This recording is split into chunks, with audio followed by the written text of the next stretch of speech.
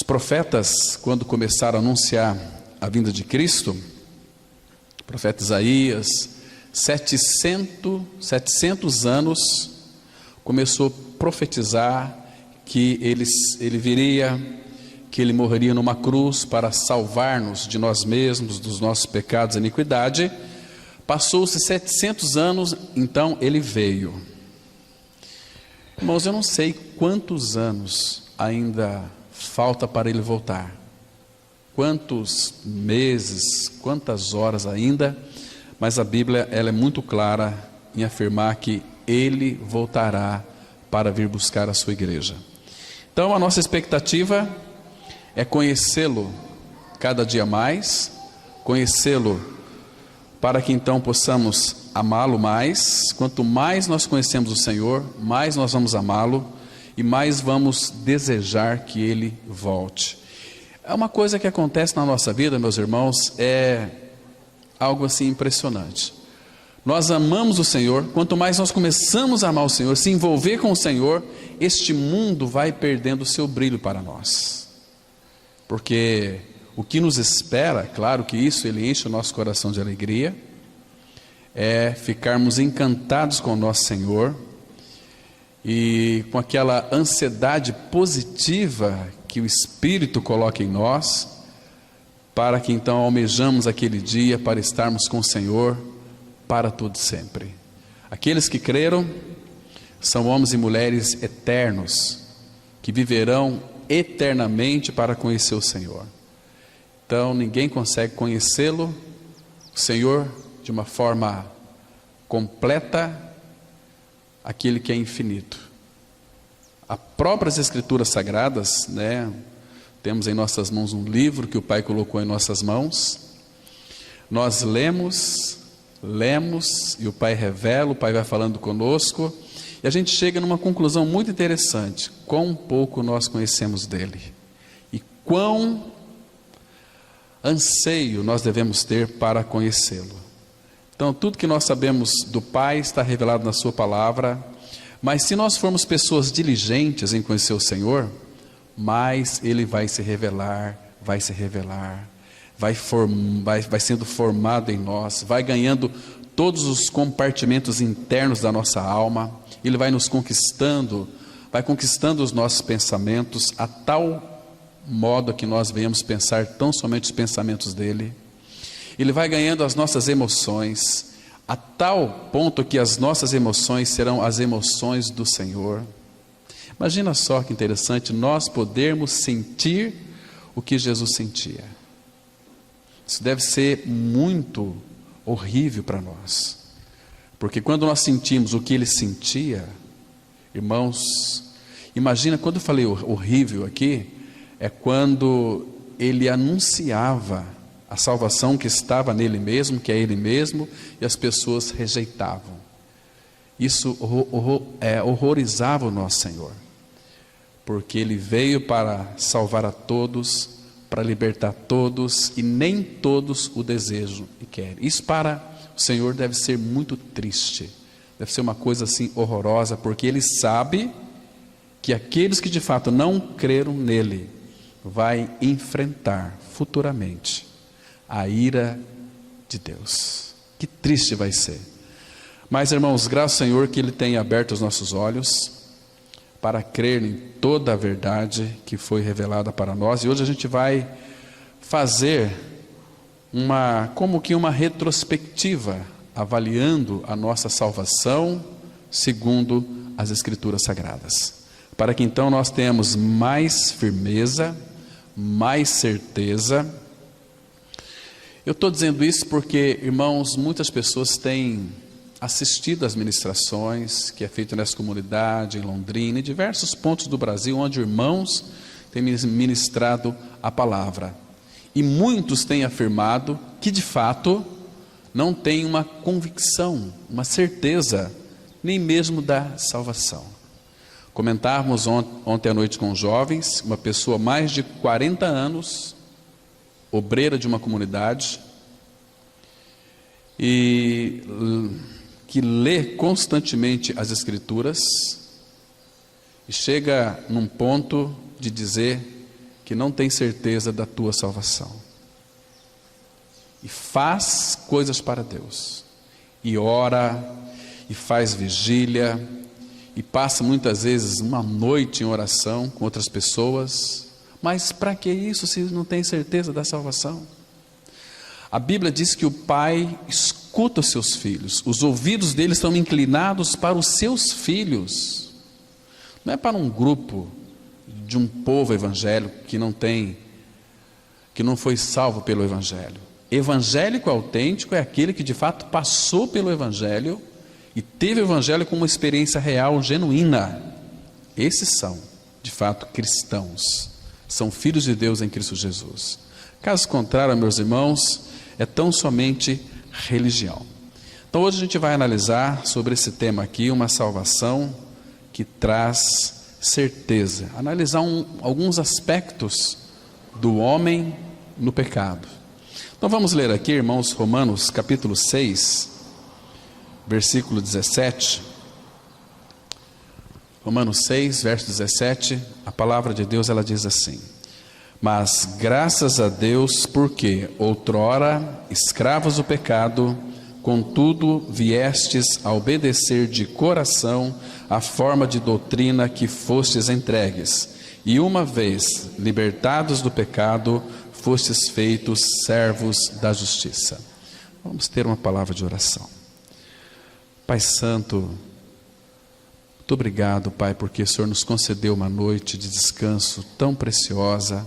O Senhor preparou a noite para nós e nos deu também um sono. Obrigado, Pai, por esta manhã, que ela veio acompanhada das Tuas misericórdias renovadas. Como é bom saber que elas se renovam a cada manhã e que elas são a causa de nós não sermos consumidos. Obrigado, meu Pai, porque Tu nos fizeste Teus filhos na pessoa de Cristo. Obrigado porque é o Senhor que nos congrega nesta manhã, tão fresquinha, tão gostosa, manhã que o Senhor preparou para todos os Teus filhos. Te louvamos, ó Pai, porque a expectativa do nosso coração é que Tu falas conosco mais uma vez nesta manhã, e nós temos certeza, ó Pai, de que Tu irá falar com cada um de nós. Por isso nós confiamos a Tua palavra a Ti mesmo, a abençoe, frutifique ela em nossas vidas, para que venhamos experimentar, Pai, de uma forma bem profunda, as sondáveis riquezas que há na pessoa de Cristo. Nos ensina a desfrutar dele, a nossa alma anseia, Pai.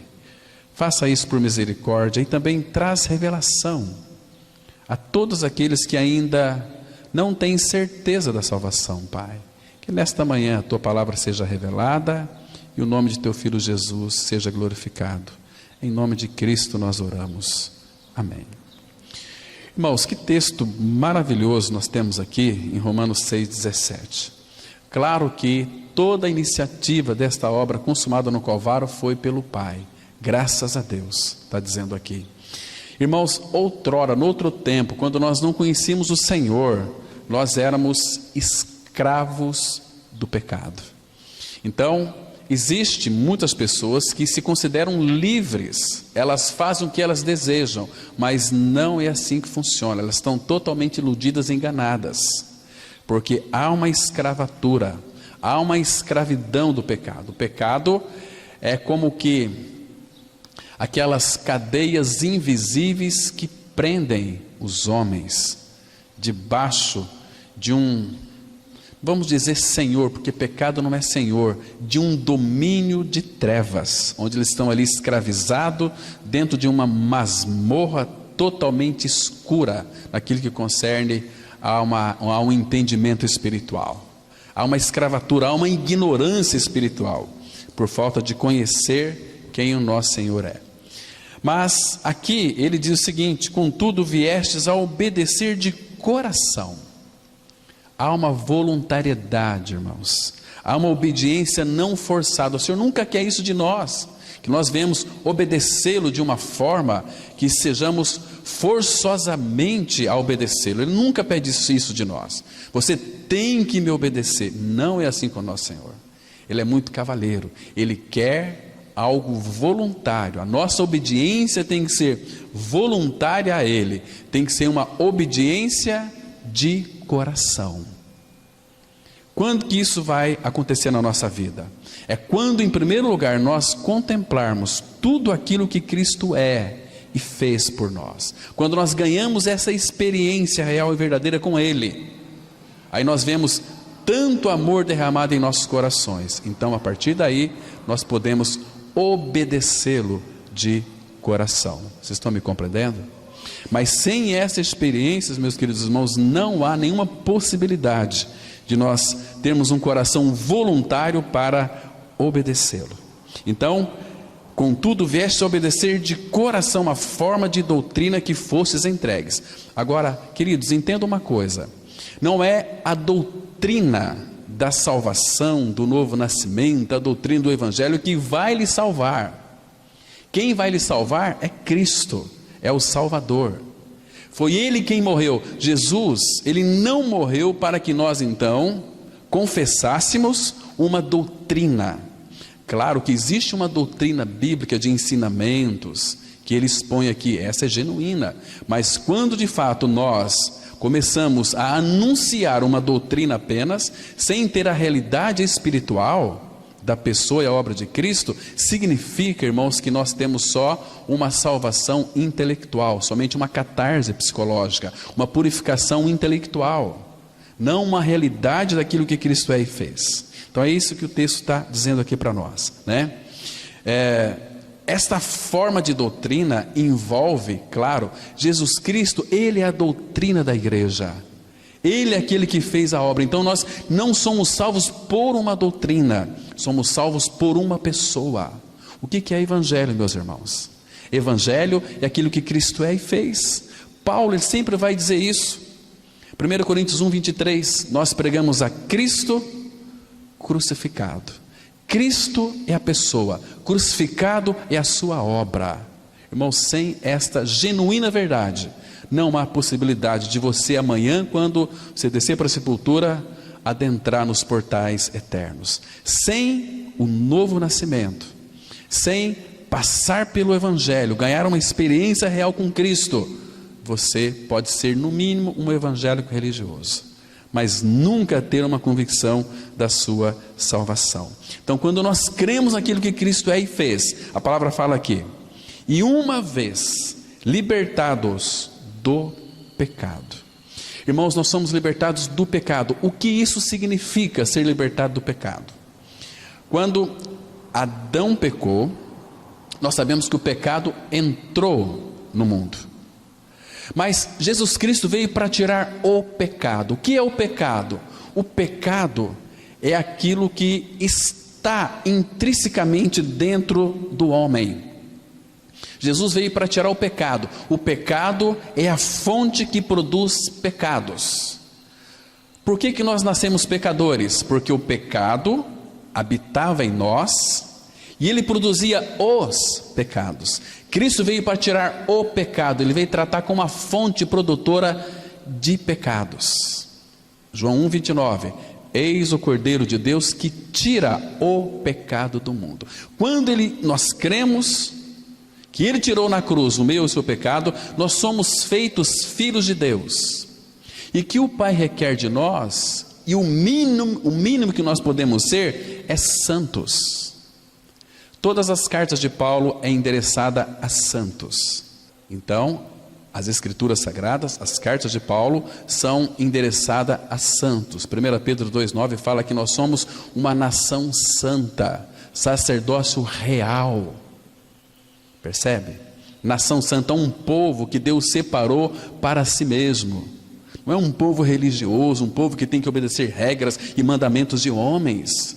Nós somos encabeçados pelo Senhor Jesus Cristo, que é o Senhor da igreja, aquele que vive, que mora em nós, porque cremos que naquela cruz nós fomos crucificados com Ele, morremos com o Senhor, o pecado morreu. E Paulo ele faz uma pergunta muito interessante em Romanos 6,2: como viveremos ainda no pecado, nós, os que para Ele morremos? Nós morremos para o pecado. Não tem, irmãos, como ressuscitar o pecado. Foi crucificado e morto, a não ser que a pessoa não ganhou essa experiência com Ele. Mas o pecado foi crucificado, foi tirado de nós. Nós estamos em Cristo e Ele está em nós, o Todo-Poderoso que habita em nós. Então Ele tem poder para nos guardar do pecado. Judas 1,24 vai dizer o seguinte, que ora, aquele que é poderoso para vos guardar de tropeço. Vocês se lembram, quando Jesus ressuscitou dentre os mortos, Ele disse assim, é-me dado todo o poder no céu e na terra. Se Cristo é a minha vida, se Cristo é a sua vida, Ele habita dentro de você. Com quanto poder, meu irmão? Com todo o poder, com toda a autoridade. Se Ele tem todo o poder e autoridade, você acha que Ele não tem competência para guardar você de tropeços? A não ser que nós não cremos, a não ser que nós não nascemos de novo, a não ser que nós somos crentes iludidos. Estão me compreendendo? Mas quando essencialmente nós cremos naquilo que Cristo é e fez, o pecado, ele é removido de nós. Queridos, já ressoou por toda a eternidade aquele brado que Cristo disse lá em João 19:30, está consumado. A obra foi feita. Sabe o que isso significa? A palavra consumado, tudo já foi feito. Se tudo já foi feito naquilo que concerne a minha salvação, eu preciso de crer naquilo que Ele realizou por mim. Porque a palavra crer significa, no original grego, estar unido a Cristo. Nós somos unidos em sua morte e em sua ressurreição. Cristo é a nossa vida. A palavra crer significa exatamente isso. A palavra receber, lá em João 1, versículo 12, que diz assim, mas a todos quantos o receberam, é a mesma palavra de crer. Ela diz assim, porque ela repete, João 1,12, mas a todos quantos o receberam, deu-lhes o poder de serem feitos filhos de Deus, a saber, aos que creem no seu nome. Nome envolve a pessoa, né? Quando você fala o nome de uma pessoa, por exemplo, quando eu falo assim, irmão Arley, eu estou me referindo à pessoa dele. Quando eu falo assim, irmã Marta, vem na mente a fisionomia daquela pessoa. Então, aos que creem no seu nome, ou seja, aos que estão unidos a Cristo. Entendeu? Agora, tudo já foi feito. Tudo já está terminado e concluído. A obra foi perfeita, a obra de salvação, meus queridos irmãos. Então, o que posso dizer é que nada ficou para que o homem então completasse alguma coisa. Ele fez uma obra perfeita. Irmãos, nós podemos confiar inteiramente na palavra do Senhor, porque Deus não é homem para que minta. Lá em Números 23:19 ele disse assim, Deus não é homem para que minta.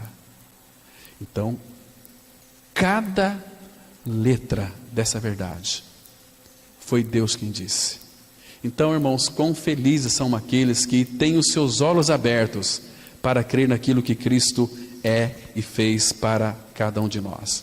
Porque hoje, irmãos, quase todo ensinamento que é passado para o povo evangélico, de alguma maneira eles têm recebido de seus guias religiosos, que tem por base a seguinte mensagem, que Cristo morreu pelos seus pecados. Não é assim? É uma verdade. Mas esta é uma meia verdade, porque Lucas escreveu, quando Paulo estava ministrando, dizendo o seguinte, que Paulo, quando foi pregar para aqueles atenienses, para aqueles irmãos de Corinto, de Filipos, qual era a mensagem de Paulo? Era todo o desígnio de Deus. Não é apenas um lado da moeda. Se você for no supermercado fazer uma comprinha lá que custa 100 reais, você pega 100, vamos supor, 50 reais, se você tem 100 reais, então eu vou rasgar essa nota de 100, vou dar metade, não vai ser aceito. Um evangelho que não anuncia Cristo na sua inteireza, não é aceito pelo Pai. A mensagem está corretíssima, Cristo morreu na cruz pelos nossos pecados, mas quem pode ser salvo crendo apenas nesta verdade? Ninguém, porque quem pecou fui eu, foi você, nós já nascemos pecadores. No Salmo 51:5, Davi disse assim, eis que eu nasci na iniquidade, e em pecado me concedeu minha mãe. Nascemos pecadores com um pecado em nós. Percebe? Mas então o pecador sou eu. Cristo não tinha pecado. Mas quando que ele foi feito pecado por nós? Lá na cruz do Calvário. Ele disse assim, João 12:32: e eu, quando for levantado da terra na cruz, atrairei todos a mim mesmo. Fomos colocados em Cristo lá na cruz do Calvário. Para quê, meus irmãos? Para que toda a justiça de Deus se cumprisse no pecador. Claro que Deus, o Pai, julgou o meu e o seu pecado em Cristo. A morte de Cristo na cruz é substitutiva. Ele morreu no meu lugar, mas é para que você seja salvo. Você tem que crer que foi uma morte inclusiva, ou seja, o pecador também morreu com Cristo. Muitos textos vai mostrar, e nós vamos ver alguns textos aqui depois, que vai mostrar claramente esta verdade, que Jesus não morreu na cruz sozinho, o pecador também morreu com ele. E sem essa experiência, ninguém pode afirmar que é um filho de Deus. Pode até afirmar, mas Deus não leva em consideração. Eu sei, você também sabe, que muitos creem em Jesus por causa de milagres. Queridos, é uma crença totalmente distorcida. Deus não vai receber nenhum pecador que crê em Jesus por causa de milagres. Porque milagres, irmãos, se a gente começar aqui a chamar os irmãos para dar testemunho das suas curas, o que vai acontecer com a nossa comunidade aqui? Vai encher de pessoas, vai encher de evangélicos vazio do evangelho, vai morrer, vai todo mundo para o inferno. Jesus, ele disse assim, lá em João 2, 22 e 23, estando ele em Jerusalém durante a festa, João 2, de 23 a 25, estando ele durante a festa da Páscoa em Jerusalém, muitos, vendo os sinais que ele fazia, creram no seu nome, mas o próprio Jesus não se confiava a eles, porque os conhecia todos. Eles creram em Jesus sim, mas creram por causa dos milagres. Jesus não confiava neles, porque o que nos traz libertação plena do pecado e nos torna genuíno filho de Deus, é quando nós cremos que morremos com Cristo, ressuscitamos com Cristo. Isso é tão claro, meus irmãos. Acompanhem comigo, por favor, abra sua Bíblia em Romanos capítulo 6, vamos ler aqui a partir do versículo 6, olha que obra maravilhosa que foi realizada por nós no Calvário. Vocês se lembram o que está escrito em Isaías 43, versículo 10? A palavra lá, ela diz assim, vós sois as minhas testemunhas, meu servo, para que, primeiro, saibais, me creais e entendais. Essa ordem não pode ser mudada. Para a gente saber, para a gente crer, precisamos de saber. E quando nós cremos, ganhamos um entendimento, uma experiência real com aquilo que ele é e fez. E Romanos 6,6, você não pode crer em aquilo que você não sabe. A Bíblia diz que você e eu, nós nascemos pecadores, mas que Cristo veio tirar o pecado. Como que ele tirou o nosso pecado? Aqui nesse texto de Romanos 6, vai dizer que você morreu com Cristo. Então a conta foi paga. Olha só o versículo 6, sabendo isto, o Espírito quer que você saiba disto, que foi crucificado com ele, com Jesus, o nosso velho homem. Para que foi?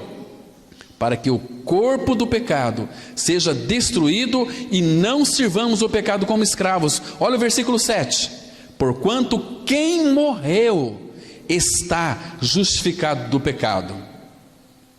É quem morreu que está justificado, mas morrer aonde, com quem e como? Versículo 8, ora, se já morremos com Cristo, cremos que também com ele viveremos. Agora, se você não crê que morreu com Cristo, eu posso lhe afirmar com autoridade na palavra que você é um crente mequetrefe, de meia sola, é um crente iludido. Estão me compreendendo? Porque o julgamento naquele grande dia vai ser, não segundo eu penso, a minha experiência é diferente da tua. Não é, irmãos, naquilo que concerne a salvação, é uma só. Aqui envolve todos. O nosso homem velho foi com ele crucificado. Aqui o nosso coração foi transplantado pelo Senhor. Morremos com Cristo, o pecado foi arrancado de nós. É pela fé. Eu tenho que crer nisto.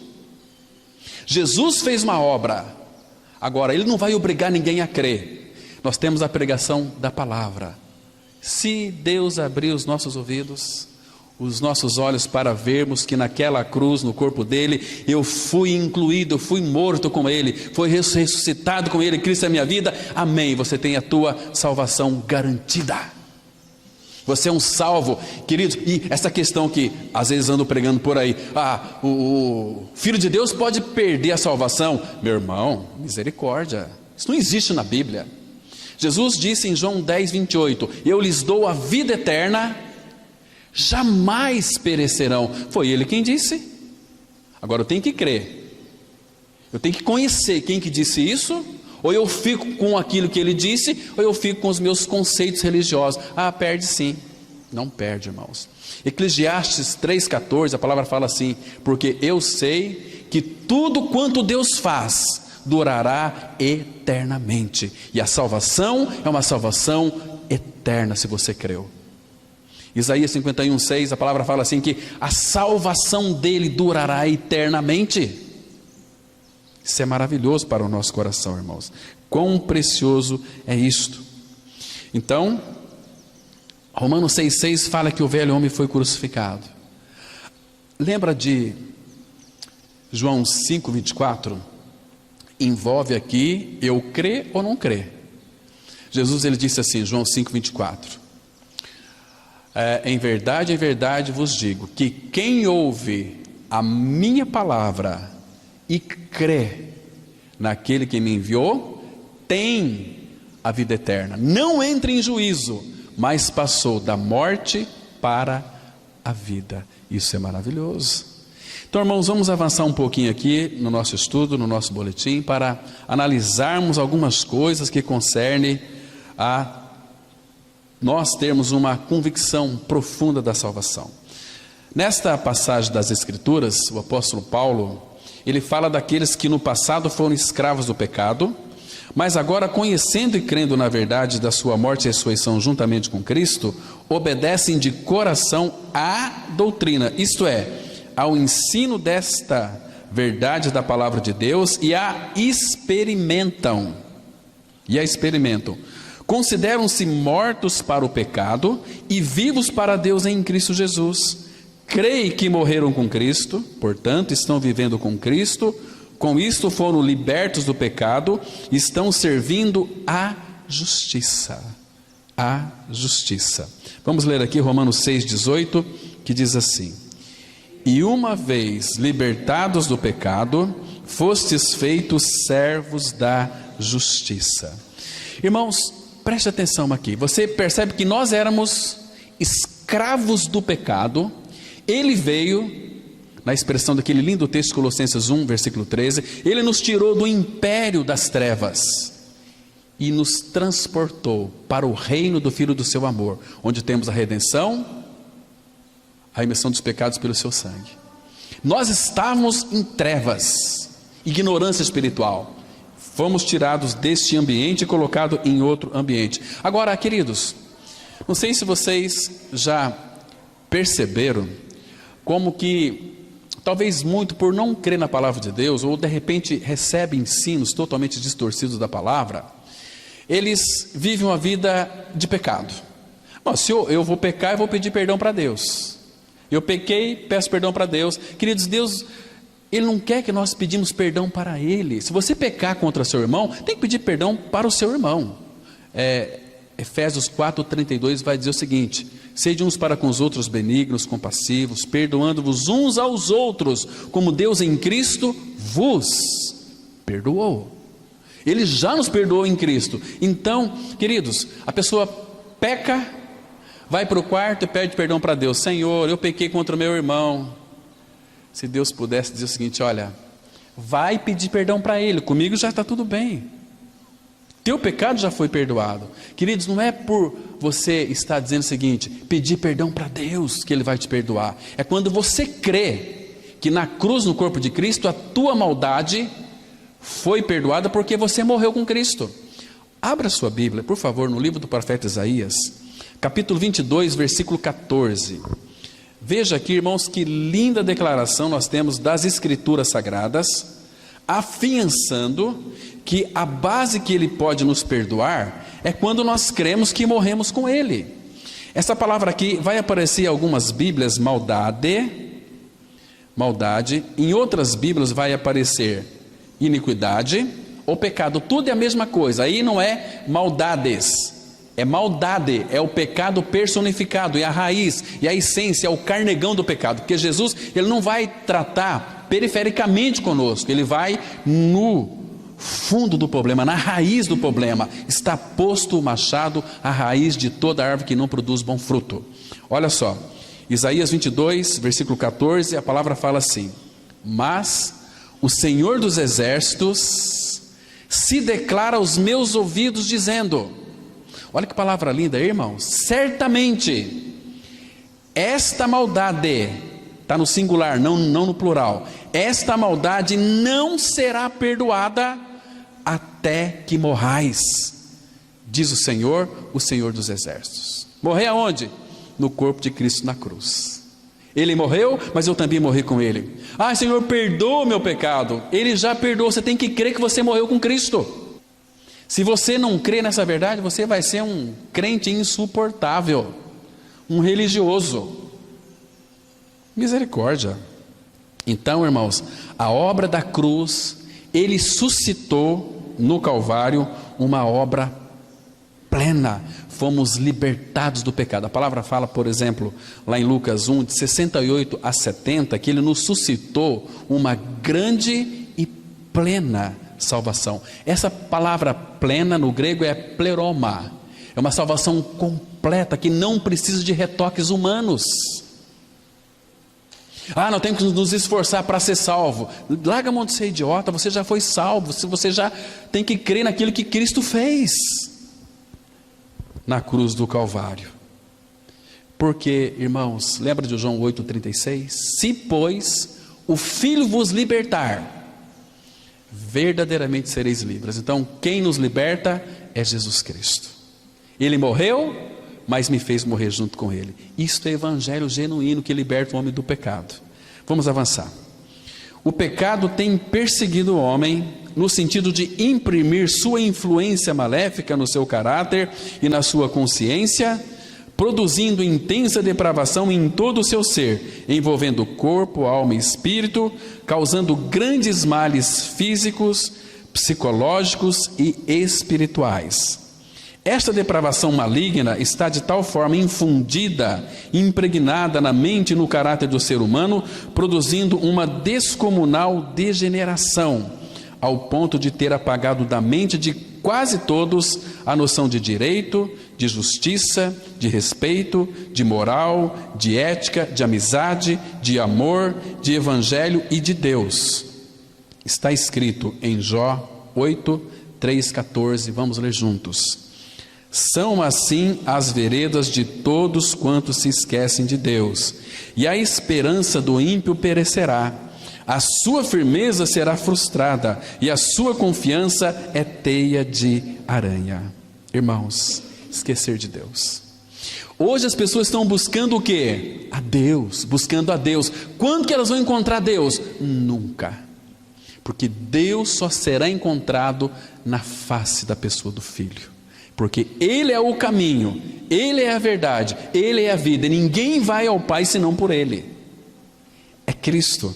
Irmãos, a palavra fala em Provérbios 11, versículo 7, que a esperança do ímpio ou do perverso, ela perecerá.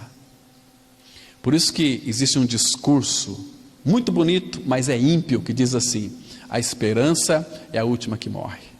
Por que a esperança do ímpio é a última que morre? Ele morreu, acabou a esperança dele, não tem mais esperança. Ah, quem sabe Deus vai dar um lugarzinho lá para mim, porque eu fui uma pessoa muito boa aqui na face da terra. Eu não fumei, não matei, não me prostituí, eu fui uma pessoa muito boazinha. Talvez pode crer aquele que é bandido, aquela que é prostituta, aquele que é um monstro.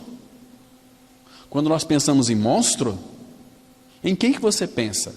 Naquele maníaco do parque, que matava e estrupava? Aquele lá ele creu. Ele confessou a sua morte com Cristo. O Glênio foi lá visitá-lo, e até hoje ele está firme. Se nós pensamos uma coisa tão monstruosa, se você não pensar em você mesmo, você pensou errado. Irmão, vocês não sabem o que significa um homem no pecado. A Bíblia diz em Jeremias 5:28, que os feitos do homem ultrapassa os feitos dos malignos. Imagina só. O diabo fica até assustado. Fala: Senhor, eles fizeram isso e colocaram a culpa em mim. Eu estou assustado. Tem muitos aí que fazem com que o diabo fique assustado, porque os atos dele, os feitos dele ultrapassam os feitos do maligno. Mas, irmãos, Cristo amou essas pessoas. Ele veio buscar gente que não presta, ele veio buscar pecador, ele veio buscar prostituta, ele veio buscar bandido, ladrão, gente da pior espécie. Lê depois 1 Coríntios 1, de 26 a 30, que você vai ver ali os desprezíveis, o que não eram absolutamente nada. E as pessoas falam assim: tem um cântico que é um cântico que é tão insuportável, né? Você tem valor. O Espírito Santo se move em você. Queridos, qual é o valor? Qual é o teu valor diante do Pai? Mas a Bíblia não diz que uma alma vale mais do que o mundo inteiro? O preço que Ele colocou. O preço que Ele colocou. Mas quanto que nós valhamos? A Bíblia diz em Isaías 41, versículo 24. Guarde bem esse texto. Isaías 41, 24. Está escrito assim: eis que sois menos do que nada. Nada é nada, menos do que nada. Irmãos, o que nós somos, irmãos? Menos do que nada. Mas quando o Espírito nos convence de que nós somos menos do que nada, Ele nos leva a um desespero. Senhor, tem misericórdia de mim, faz-me nascer de novo, me dá uma experiência. Ele vai levar para Cristo, para que a luz da verdade da palavra, revelada pelo Espírito, abra teu entendimento e você possa crer que na cruz você morreu e ressuscitou com Cristo. Aí aquele que é menos do que nada, agora tem o tudo, que é Cristo. Colossenses 3,11 fala: porém Cristo é tudo em todos. Percebe? Isso é tão precioso, meus queridos irmãos. E aqui é algo terrível. Que tristeza! São assim as veredas de todos quantos se esquecem de Deus, e a esperança do ímpio perecerá. A sua firmeza será frustrada, e a sua confiança é teia de aranha. Que coisa triste para o homem religioso. Então vamos avançar aqui. O comportamento das pessoas no meio social, em nossos dias, é o pior possível. Não existe mais a prática do respeito, do dever, da consideração, da gratidão, do amor, até mesmo entre os parentes. Em todo o mundo, milhares de pessoas estão terrivelmente escravizadas por esta maldita natureza de insensatez e rebeldia, conforme Deus declara em sua palavra. A Bíblia diz em Romanos 1, 29 e 30, diz assim: cheios de toda injustiça, malícia, avareza e maldade, possuídos de inveja, homicídio, contenda, dolo e malignidade, sendo difamadores, caluniadores, aborrecidos de Deus, insolentes, soberbos, presunçosos, inventores de males, desobedientes aos pais. São pessoas que criam problema onde não tem problema, inventores de males. Elas são insolentes. O que é um insolente? É uma pessoa muito abelhuda. Querido, se a gente fosse aqui, nós não temos tempo para analisar cada uma dessas palavras aqui, mas a Bíblia resume assim: cheios de toda injustiça. Ele começa a descrever algumas. Malícia. O ser humano é tão malicioso, né? Se você contar uma piada, ou se você ouvir uma piada de alguém, você já tem uma pronta para contar também. Malicioso, né? Se tem aqui um acidente na cidade de Cidrolândia ali, perder a vida, você sabe como é que vai chegar essa notícia na tua casa à tarde? O irmão vai te ligar, vai dizer o seguinte: olha irmão Cláudio, Eu estou te ligando para que o Senhor ore para aquela família que perdeu um ente querido agora. Perdeu? Mas como é que foi? Não, um acidente. Olha, ele perdeu o braço, perdeu perna, cabeça para um lado, corpo para o outro. Ai, foi uma tragédia. Então ela falou isso, ela desabafou, anunciando uma desgraça. Por que não liga para a pessoa e fala assim: olha, meu amigo, eu tenho uma coisa para te dizer. Nessa noite Cristo falou comigo na sua palavra. Eu quero compartilhar com você isso. Nós somos irmãos em Cristo. Ele morreu a minha e a sua morte. Ele nos fez santos e amados do Pai. Mas nós somos uns urubus. Nós gostamos de falar, nós temos coceira debaixo da língua. Falar e a gente aumenta a coisa. E por aí vai. Queridos, que coisa triste. Eu sei que muitos, quando escutam essa verdade aqui, conforme está escrito aqui, logo sai dizendo que não é bem assim, eu não sou bem assim. Irmãos, essas pessoas são as piores, porque isso aqui está falando, Deus, através do apóstolo Paulo, está fazendo um diagnóstico de quem é o homem. Olha que coisa terrível aqui. A palavra fala em Romanos 3, de 10 a 12, não há quem entenda, não há quem busque a Deus, todos se extraviaram e a uma se fizeram inúteis. Não há quem busque a Deus, não há um sequer. E por que nós buscamos a Deus? Porque Ele nos buscou em Cristo Jesus e nos levou para Ele mesmo. Então nós podemos clamar, porque quem clama, quando você clama assim, Pai, não é você que clama. Você nunca quis Deus, você nunca quis ser filho de Deus, mas porque um dia Ele abriu teus olhos, desentupiu teus ouvidos, e você pôde crer.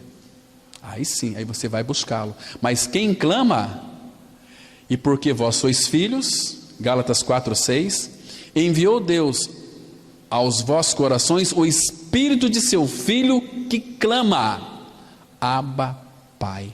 É o Filho de Deus que habita em nós, que nos torna filhos de Deus, é quem clama, Abba, Pai. Nós vamos orar? Vamos orar, mas é o Filho quem vai clamar, Abba, Pai. Os religiosos, eles não falam Pai, eles mudam até a entonação de voz.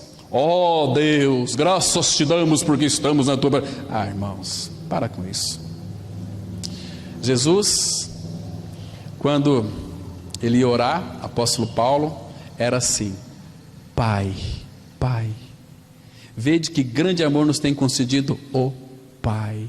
Quando eu vejo um irmão ou irmã orando ao Pai, a Deus chamando de Pai, eu percebo que ali tem intimidade. Pai, Pai, no nome de Jesus, vai orar. É tão gostoso, irmãos, precioso demais. Então vamos avançar aqui. O povo, de modo geral, está desiludido e decepcionado com o baixo nível da cristandade.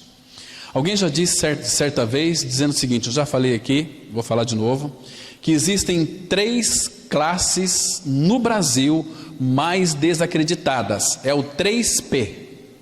É político, polícia e pastor.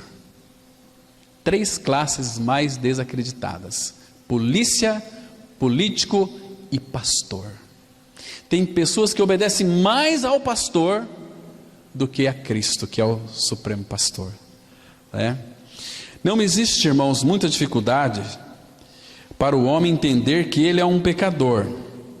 Mas se existe alguém além do diabo que advoga o pecado, esse tal é o crente carnal. Ele sempre tem uma desculpa para o seu pecado.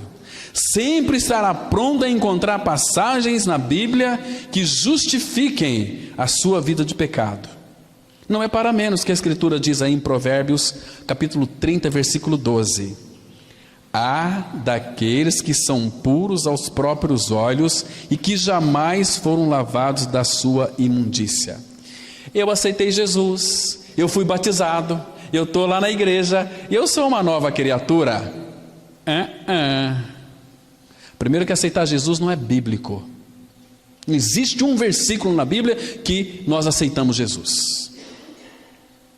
A palavra fala assim, que Deus amou o mundo de tal maneira que deu o seu Filho unigênito, para que todo aquele que nele crê, estar unido a Cristo, não pereça, mas tenha vida eterna. tem a vida eterna. Estão me compreendendo aqui?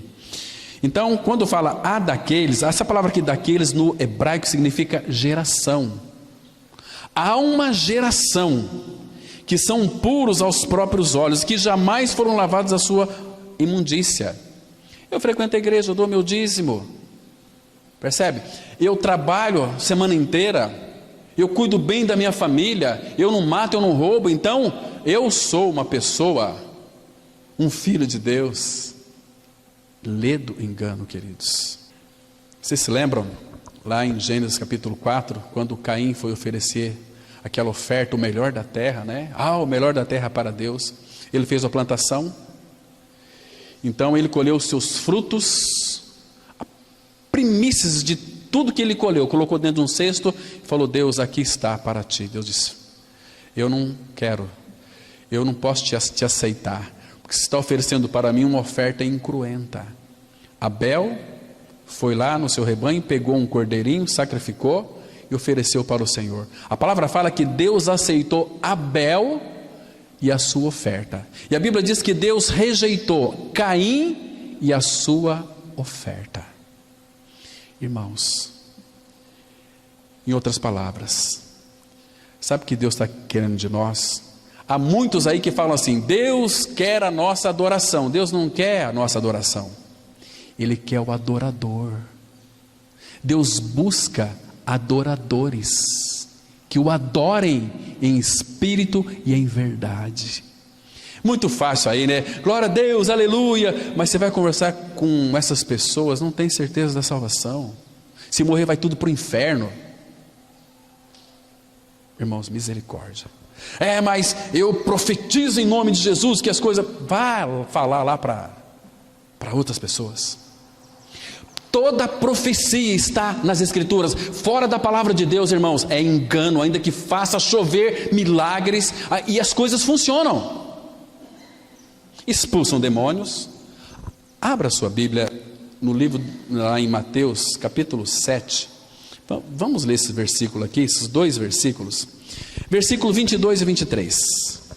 Por favor, irmãos.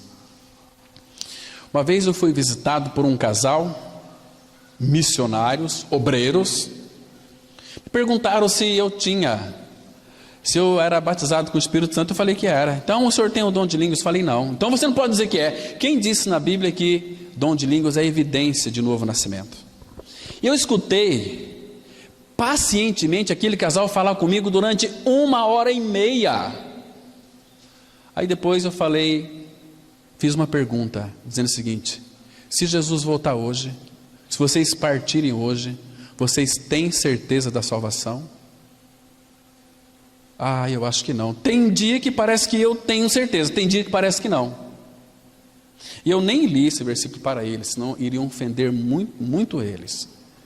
Eles profetizavam, expulsavam demônios e faziam muitas curas. Jesus disse aqui em Mateus 7, 22, muitos, olha irmãos, que nos entristece é isso. Muitos naquele dia hão de dizer-me: Senhor, Senhor, porventura não temos nós profetizado em teu nome? E em teu nome não expelimos demônios? E em teu nome não fizemos muitos milagres? Olha o que Jesus vai dizer para eles. Então lhes direi explicitamente ou abertamente: nunca vos conheci, apartai-vos de mim os que praticais a iniquidade. Para onde que eles vão, irmãos? Para o inferno. Foram crentes uma vida inteira, morreram e foram para o inferno, porque nunca creram no Evangelho da graça, nunca creram que foram crucificados com Cristo e ressurretos com Cristo. Misericórdia. Isto é muito triste. Agora, nesse sentido também, eu vou citar aqui 2 exemplos bíblicos de pessoas que eram justas aos seus próprios olhos. O primeiro deles, vocês sabem que lá em Lucas capítulo 18, versículo 35, lembra daquele fariseu e o publicano? O fariseu e o publicano subiram para orar. O fariseu orava desta maneira: ó Deus, graças te dou porque não sou como os demais, publicanos e pecadores, dou dízimo, isso, tal. E aquele publicano falou: Senhor, tem misericórdia de mim que sou pecador. Jesus disse assim: aquele desceu justificado. Aquele fariseu, sabe quem que era o Deus dele? Ele mesmo. Porque a palavra fala que ele orava de si para si.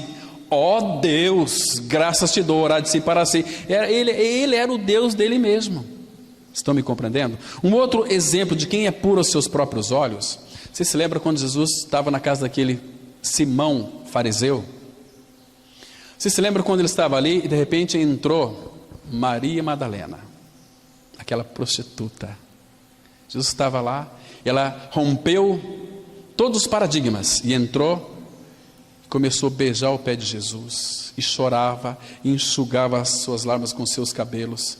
E o fariseu disse assim, ele pensou: se este aí, se referindo a Jesus, se este aí fosse de fato um profeta, saberia que ela é uma pecadora. E ele, o que é? Um santo? Que história é essa? Irmãos, e sabe o que Deus disse desses que são aí os santarrões? Abra lá no profeta Isaías 65, versículo 5. Queridos, olha como é que isso soa, como é que isso chega ao nariz do nosso querido Pai Celestial. Isaías 65, versículo 5. Presta atenção aqui. Olha que coisa mais dura. A palavra diz assim, olha, Isaías 65, 5. Povo que diz: fica onde estás, não te chegues a mim, porque sou mais santo do que tu. E Deus vai dizer o seguinte: és no meu nariz como fumaça de fogo que arde o dia todo. Teu discurso é muito bom, mas você não tem nada de santidade. E eu não quero me envolver com essas pessoas, porque elas são pecadoras. Se Jesus estivesse aqui, irmãos, ele estava aí, não sei se tem bordel aqui ainda, ele estaria indo lá em busca das prostitutas, em busca daquela mãe chorando que tem seu filho drogado. A igreja tem que ser a resposta para esse povo, irmãos. A igreja tem que ser a resposta para uma sociedade pecadora que está caminhando para o inferno. O que nós temos feito? Nós ficamos dentro do saleiro, tão gostoso, né? Os grãozinhos de sal, todo mundo junto ali. E Jesus fala: se o sal se tornar insípido, para nada presta. Ou em outras palavras, se o sal não salgar, deve ser lançado fora e pisado pelos homens, não tem nenhum valor. Estão me compreendendo, irmãos? Nós temos respondido ao Senhor, ao legado que Ele deixou para a sua igreja: ide por todo mundo e pregai o Evangelho a toda criatura. Vamos avançar um pouquinho mais aqui então, irmãos. Mas existem pessoas que são puras aos seus próprios olhos. Eu conheço muita gente desse naipe aqui. O crente carnal não duvida que seja um pecador, mas ignora que esta sua situação é de inimizade contra Deus. Muitos por hipocrisia, outros por ignorância. Para muitos crentes carnais, a aparência externa, como o cabelo comprido, as vestes e os seus costumes, são sinais de santidade. Não entendem que nada disso adianta se esta santidade não estiver no coração, porque Deus não vê como vê o homem, porque o homem vê o que está diante dos seus olhos, só vê a aparência, mas Deus olha para o coração. Aqui nesse texto de 1 Samuel 16, versículo 7, quando então Deus diz para o profeta Samuel: vai lá, vê lá nos filhos de Jessé, tem um lá que eu escolhi para ser o meu rei, segundo o meu coração, que ele vai fazer toda a minha vontade. E Samuel foi lá e viu os filhos. Nossa, cada filho bonito, é esse aqui. O Senhor diz: não é esse aqui. É esse aqui, não é esse aqui. Senhor, acabou os filhos aqui. Jessé, você tem mais algum filho? Tem um que está pastoreando ovelhas. Manda chamá-lo. Aí vê aquele ruivinho, pequeno, de pequena estatura. Aí talvez Samuel deve ter pensado: não pode ser esse. Aí Deus disse assim, respondeu para Samuel. Olha aqui, 1 Samuel 16, versículo 7, diz assim a palavra: porém o Senhor disse a Samuel: não atentes para a sua aparência, nem para a sua altura, porque eu rejeitei. Porque o Senhor não vê como vê o homem vê o exterior, porém o Senhor o coração. Tem muitos aí que querem ter uma vida de santidade na base aí de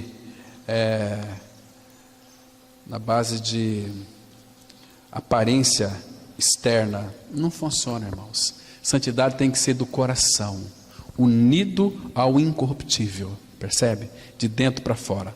A palavra fala que, lá em Jeremias 17:9, que enganoso é o coração mais do que todas as coisas e desesperadamente perverso ou corrupto, quem o conhecerá? Você e eu, nós não nos conhecemos. E quando dá aquela crise de piti, por que isso acontece? Coração enganoso. Estão me compreendendo? Mas, irmãos, graças ao Senhor, Cristo na cruz, Ele trocou o nosso coração. O profeta Ezequiel já havia profetizado: tirarei de vós o coração de pedra, vos darei um coração de carne, um coração sensível à voz do meu Espírito. Isto é maravilhoso, né? Hoje, por falta de maiores conhecimentos da palavra de Deus, por conveniência, descuido, ou mesmo por não ter uma experiência real de conversão, muitos pregadores não têm falado ao povo de modo claro e específico, nem dado prioridade sobre a participação do pecador com Cristo na sua crucificação. Você entendeu aqui? O pecador com Cristo na sua crucificação, morte e ressurreição. A cura oferecida normalmente é muito superficial. A religião cura, mas cura superficialmente. Olha o que diz aqui o profeta Jeremias 6, verso 14. Curam superficialmente a ferida do meu povo, dizendo paz, paz, quando não há paz. Irmãos, a gente percebe, eu já atendi muitos crentes que falam assim: olha, eu nunca tive paz na minha vida.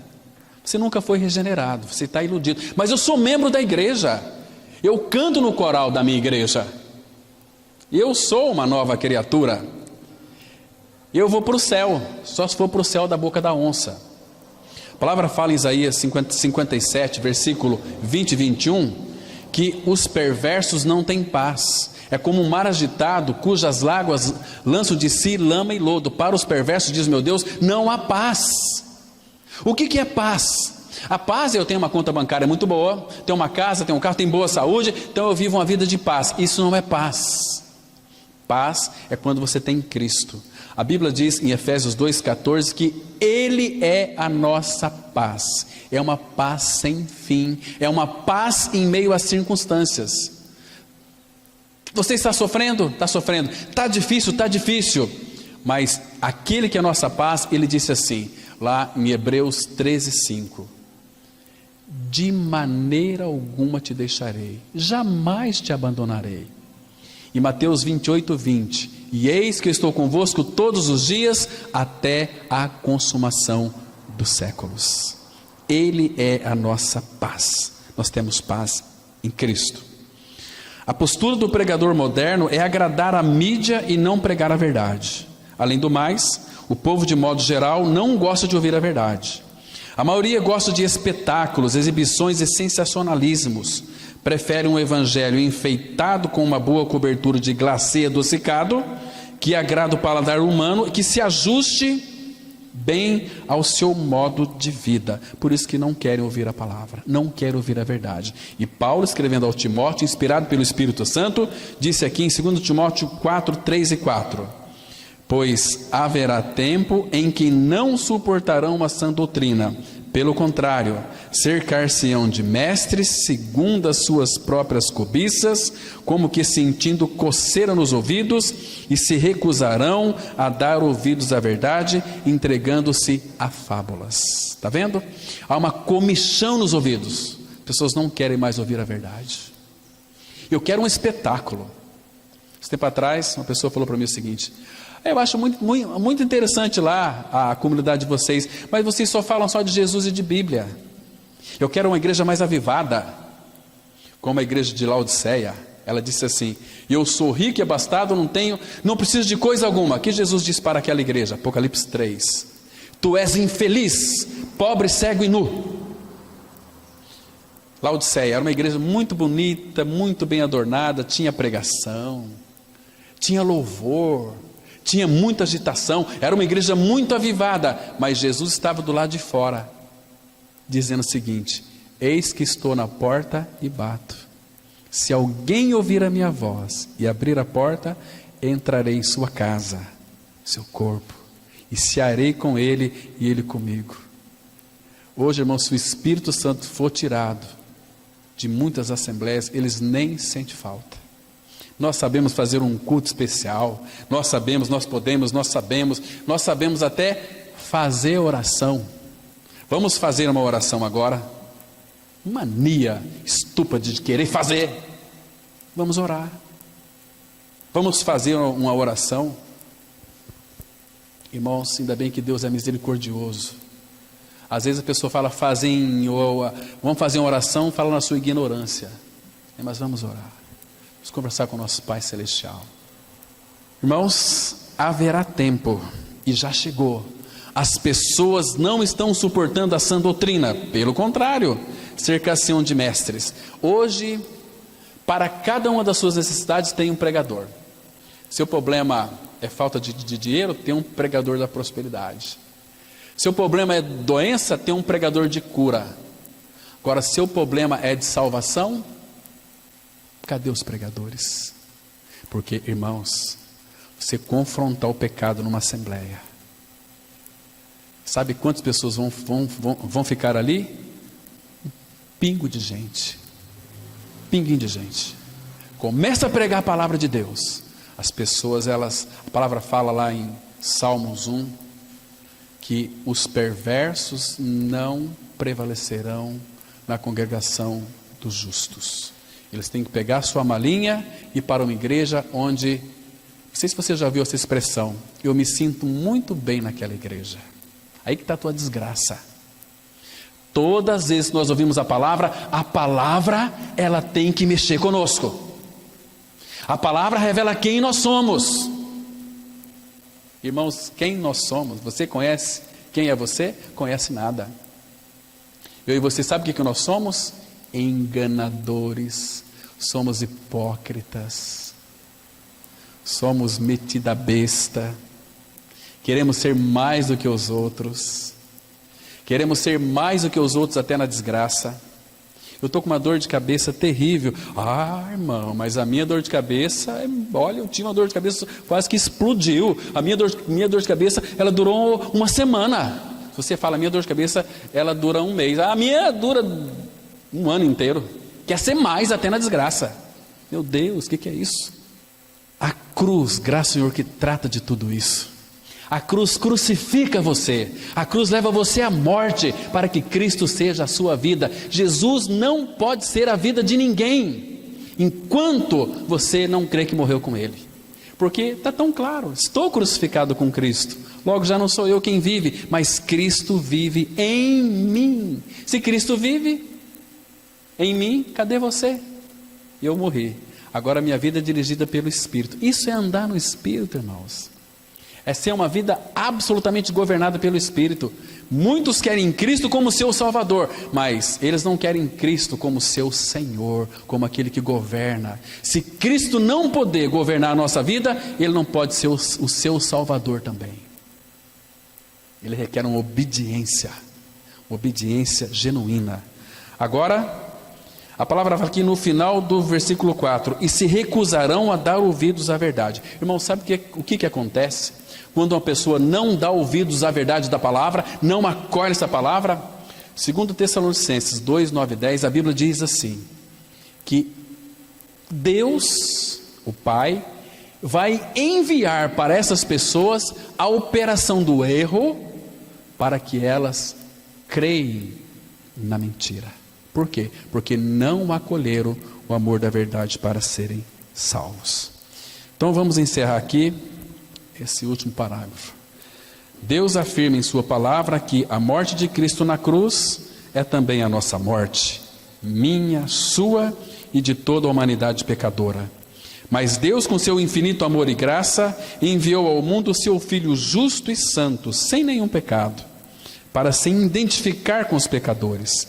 E a humanidade pecadora foi incluída no seu corpo, a fim de participar com ele na sua morte, que era também de todos nós. Assim também nós nos identificamos com ele na sua morte, segundo 2 Coríntios 5,14, que diz assim: pois o amor de Cristo nos constrange, julgando nós isto: um morreu por todos, logo todos morreram. Um morreu por todos, foi Jesus, logo todos morreram. Irmãos, o que traz a convicção, a certeza da salvação, é que ele morreu, mas eu também morri com ele. É que ele foi sepultado, eu fui sepultado com ele. É que ele ressuscitou, eu também ressuscitei com ele. Amém.